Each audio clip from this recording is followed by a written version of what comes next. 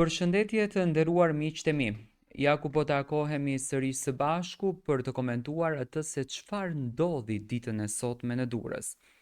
A është vërtet një espresso ajo që e bëri një zinxhir të gjatë të vrasjeve? Qyteti i Durrësit sot është tronditur me ngjarjen të cilën e ka dëgjuar. Ne kemi mbledhur të gjitha të dhënat dhe të gjitha detajet që kanë të bëjnë rreth këtij rasti.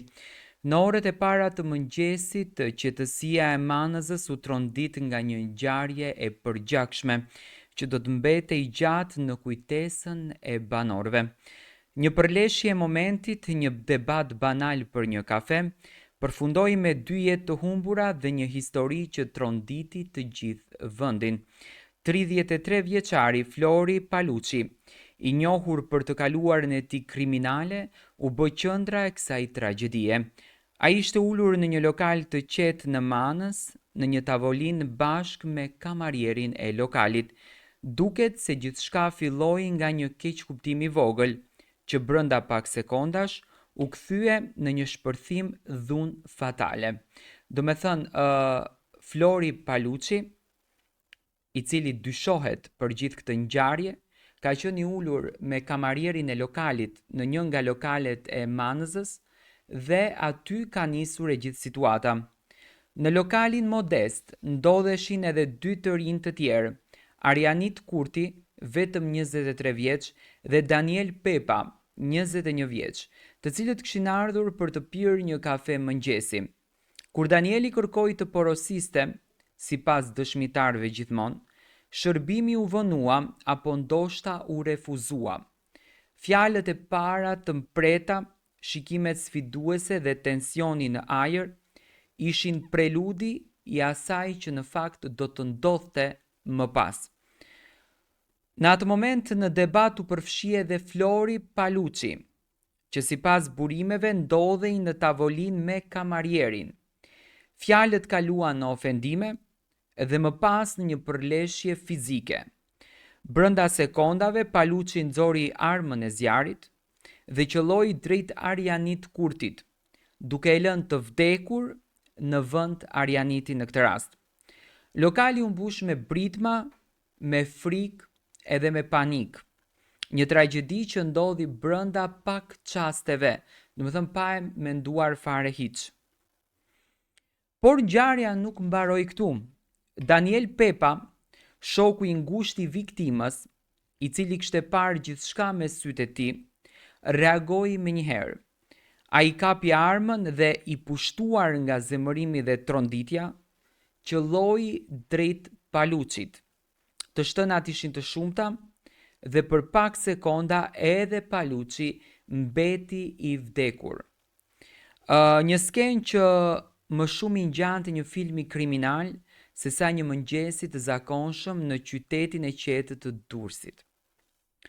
Tani, nëse ju do të pyesni se kush ishte Flori Paluçi, ne kemi arritur të kuptojmë disa detaje, do me thënë, se kush është Flori Paluçi.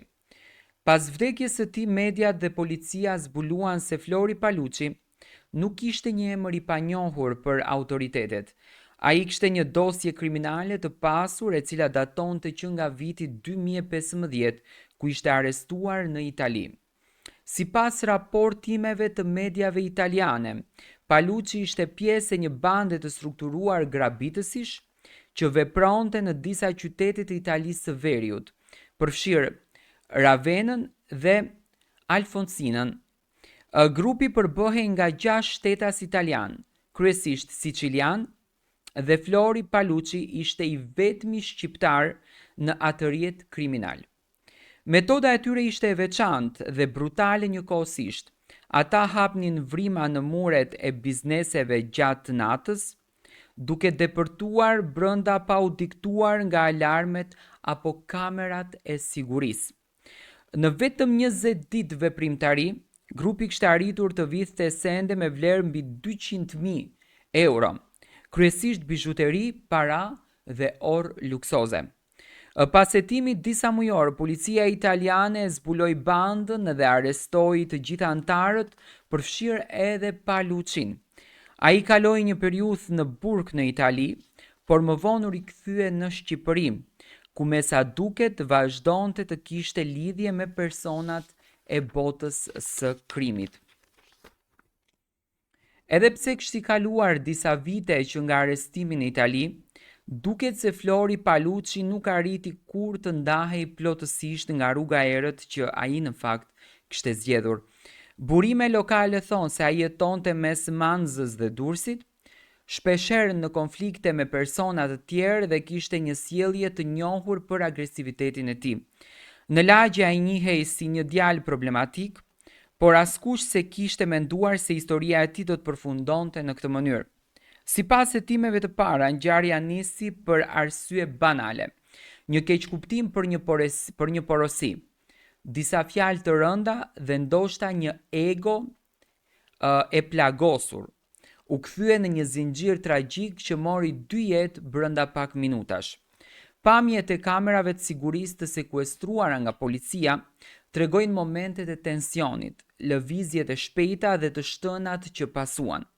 Kur gjithçka përfundoi, lokali ishte kthyer në një skenë krimi, 2 trupat pa jetë në një tokë dhe njerëz të tronditur që endes mund të besonin se në fakt çfarë kishte ndodhur te ky lokali. Domethënë bëhet fjalë që gjitha kjo ka nisur për një espresso, për një kafe që është kërkuar të pihet brenda këtij lokali.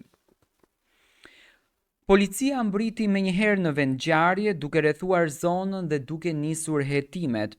Trupat e viktimave u dërguan në morgun e Durrësit për ekspertizë, ndërsa dëshmitarët u morën në pyetje. Hetuesit po përpiqen të rindërtojnë çdo detaj të konfliktit fatal dhe të zbulojnë nga ka ardhur arma e dytë, ajo që mbante Daniel Pepa. Domethënë Daniel Pepa ka patur një armë, bëhet fjalë për një djalë 21 vjeç, i cili ka patur një armë në dorë. Nga ka ardhur kjo armë, besoj që do të zbulohet në ditët në vazhdim dhe do të zbulohet edhe nga kamerat. Prokuroria pritet të marrë masa ndaj Pepës, i cili në pamje të parë duket se ka vepruar në vetmbrojtje, por ligjërisht mbetet për tu provuar. Në të njëjtën kohë, autoritetet po hetojnë nëse Paluçi ishte i përfshirë në aktivitete të tjera kriminale kohën e fundit. Në fund të 2 të rinj humbën jetën.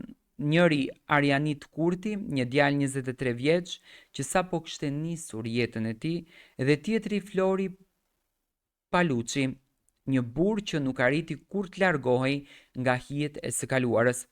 Një mëngjes që duhej të ishte i zakonshëm, u kthye në një ditë zije për të 2 familjet dhe në një leksion tronditës për të gjithë Shqipërinë.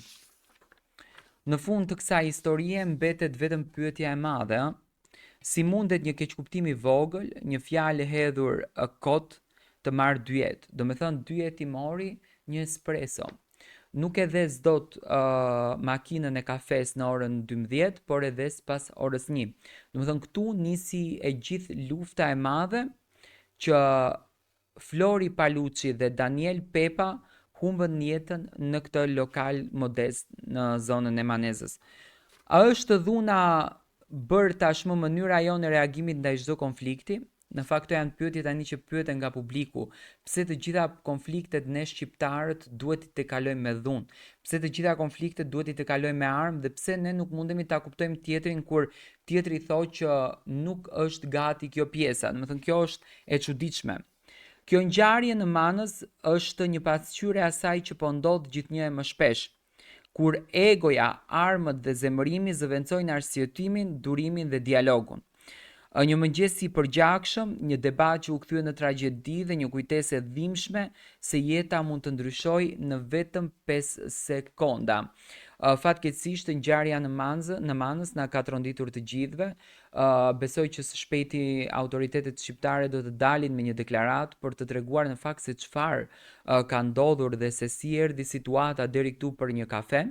Por mbi të gjitha ne do t'ju sillim të gjitha deklaratat. Unë dua të bëj një apel ndaj të gjithë të rinjve që të jenë pak më zemër ftohtë apo më gjak ftohtë në disa gjëra, domethënë jo t'i marrin gjërat kaq për zemër dhe t'i përjetojnë në kaq situata të mëdha që në fakt po mbyllin ditë dyer, dhe shpresoj që në rast në fjalë autoritetet shqiptare të veprojnë edhe ta zbardhin të vërtetën ashtu siç duhet zbardhur.